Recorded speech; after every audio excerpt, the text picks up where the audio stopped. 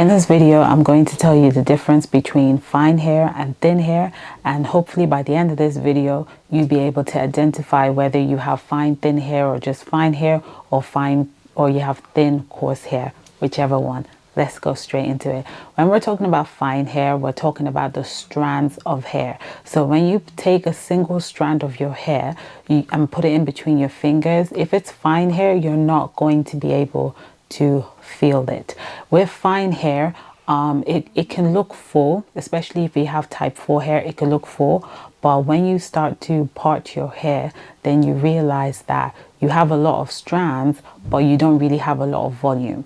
Okay, so with fine hair, it can really look full because you have so many strands, but when you start to part it, you realize that it's not as full as it looks.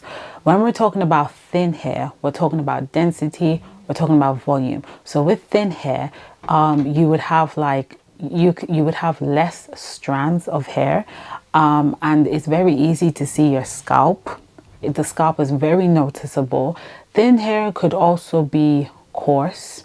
Some people, your hair is actually thinning out. You don't really have thin hair, but due to lack of hair hygiene, your hair could be thinning out. So that's really the difference between the two. You can have fine thin hair, you can have coarse thin hair. Thin is just about the density and the volume. Fine hair is about the strands. So I hope I've helped you out.